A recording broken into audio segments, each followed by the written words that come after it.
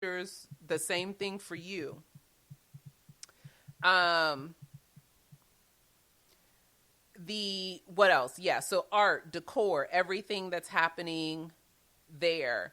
Staff, what do they look like? Statements of diversity and cultural inclusion, are they there? Is your Black doctor talking to you about the Black maternal mortality crisis on your first visit?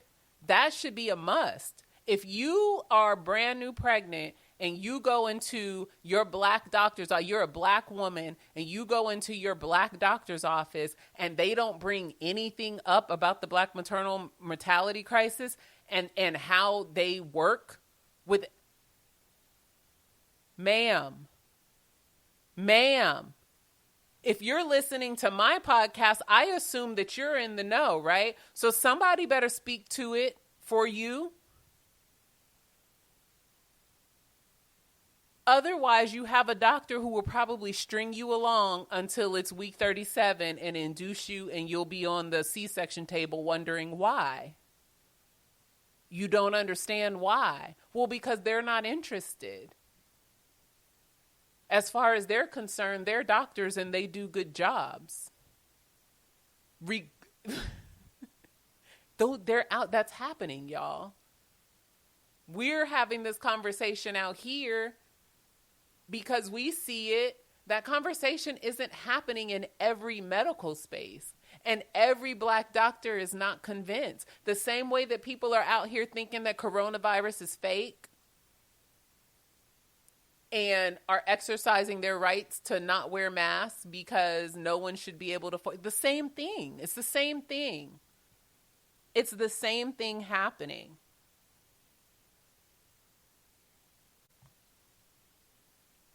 So, yes, your physician or your midwife, because, I'm speaking about doctors in this situation, but any provider that you go see, you want to know that they are in tune to what's happening right now. So there should be some sort of statement, whether they make this statement verbally to you, whether it's just that they bring this up in conversation, or whether there is something on their website or in the paperwork that you're given when you first check in at that first visit, that they are in tune to what's happening.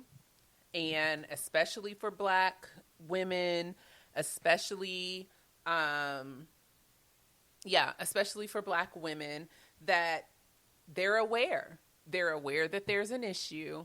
They're aware that you likely have some concerns, that you also are aware of it, and that they're going to work to address what those issues are for you and how they plan, how are they planning to incorporate that into your care plan, right? What does it look like to say that that the maternal mortality rate is what it is, Dr. So-and-so. So what are you planning to do? Well, I'm having this conversation with you right now. I'm going to tell you my C-section rate. I'm going to tell you if I plan to bring you what my plan for induction is if we get to that point, right? I'm going to talk to you openly about your options. I'm going to hear you out.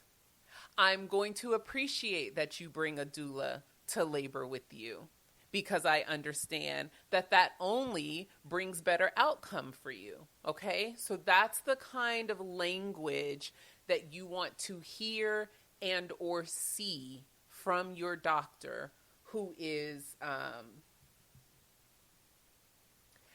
that expects you to trust them. And that's what, there's a young lady I spoke to. She's not a client of mine, but she reached out to me because she saw a video or something that I'd done. And she said that, she feels like her doctor is a really good doctor, but every time she starts to ask questions, the doctor seems to get really upset. Well, that shouldn't be... Because if my questions upset you, how can I trust you? That's the thinking that I want you all to have. Going back to the date, right? If you being on a date with someone for the first time and you want to know things like, where'd you grow up? Are you close to your family? And if that person says, actually, I'm not very close to my family, well, why is that? If that person starts huffing and puffing, it's not like they have to give you the whole rundown right there, right? At the first dinner or the first walk in the park or wherever your first date is. They don't have to give you the full rundown right there. But if they get into a huffy puffy mess because you asked a very reasonable question for the situation that the two of you are in together, that should raise red flags. Like, that's one of those dates that you're like, I had a great time and I appreciate your time. I don't think we match, so I'm going to just move on. Same thing with your doctors. Same thing with your doctors. I didn't mean to upset you by asking questions about the maternal mortality rate and that your C-section, and wanting you to answer questions about your C-section rate. I'm sorry that upset you.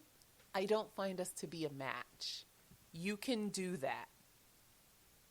That is acceptable. You can absolutely do that. I wrote a blog post. I wrote this blog post while I was still working in academic medicine. I wrote this blog post called, now I can't even. Okay, here it is. I wrote this blog post called Chicken, Miso, and Tortilla Soup for the Soul. So if you, that's not even the full title. Chicken, Miso, and Tortilla Soup for the Soul. Cultural Competency Matters in Healthcare. So I wrote this a long time ago, back in like 2016. And I wrote it because it's not when I first started realizing it, but it was the time that I started to feel that I had a little more power in my position. I wasn't working as a nurse anymore I was still working as a nurse, but I was moving into project management, and then eventually I became a practice manager. And so that was the time for me in my career trajectory that I started to realize, I have a little bit of power here, and I have a voice bigger than I had, in my earlier years of nursing. I have a voice that people are listening to. And so I wrote this blog post for the institution that I was working for at the time. That was like one of those internal blog, like on your internal newsletters that they put out every month or whatever. And I wrote this post to communicate to other healthcare providers how it looks when we work with cultural competence and what it actually looks like and sounds like to be a culturally competent healthcare provider.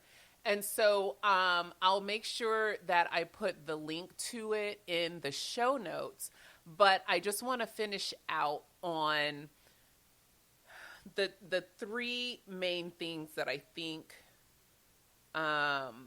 you should focus on when you're looking for your provider. And this is in any sense. This is not, this is not only, of course, I've always worked in OBGYN and I've always worked in women's health, but this is for anybody who's listening who is going to have any type of appointment with any physician. Anytime that you're working with a physician, and especially a physician who works in academic medicine, you're looking for trust, you're looking for warmth, and you're looking for access. And what I mean by trust is that exactly what I said, that you can come in, you're not noticing discriminatory practices, you don't feel discriminated against, you don't feel that your doctor is handling you in any way that does not feel good or right because of your race or your socioeconomic status or your education level or any of that, right? That you feel solid that this person is handling you like a person who should be regarded with dignity and respect in care. And also that they're willing to answer those questions, right? Also that they are, that they're open with you. That's how we gain trust with individuals. It's the same thing in a doctor-patient relationship.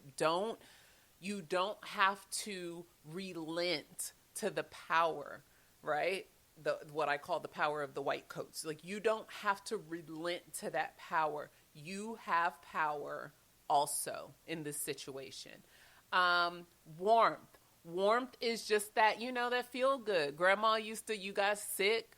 Grandma or your mother would do everything to make sure that you were taken care of and felt good. You felt wrapped up in love and yeah, just love and care, right? Grandma made that soup and you started feeling like you might actually make it through this flu, or you might actually make it through this horrible cold, right?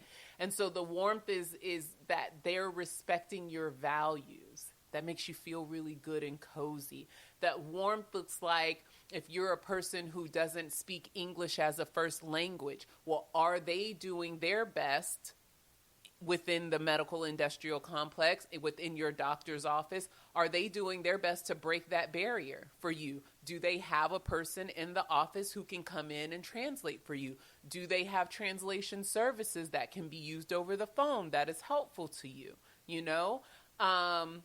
That's what I'm talking about that, what the environment looks like. What does the decor look like? Who's hanging on the walls? Is it only white people hanging on the walls? Why? Why, if the waiting room looks mostly black and brown, is everybody on the wall white? Why is there only Marie Claire and Vogue here and not Essence and Latina magazine, right? You need to feel good in your environment. And finally, access. How easy it is for you to access this doctor. Can you make phone calls to a nurse to answer your questions when you have them? Is this doctor available to you? Or if they have to call you back, do you hear attitude because they don't understand why you're bothering them? Okay, not only access in that sense, but does that doctor have access to other support or other physicians that are going to do the same thing, right? So it's one thing for a doctor themselves for you to have access to that doctor, but then does that doctor have access to black and brown mental health specialists in case you need to be referred to them?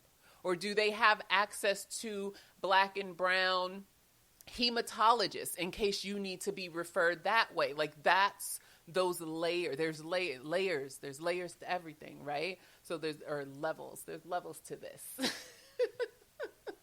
So who all do you have access to as a byproduct of your care through this doctor?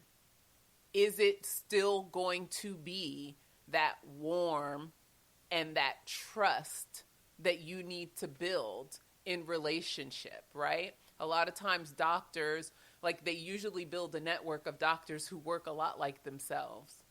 Sometimes it's just whoever's in the next practice, whoever shows the building or whoever is their next suite mate, right? Sometimes it's that. But those are the questions that you need to ask.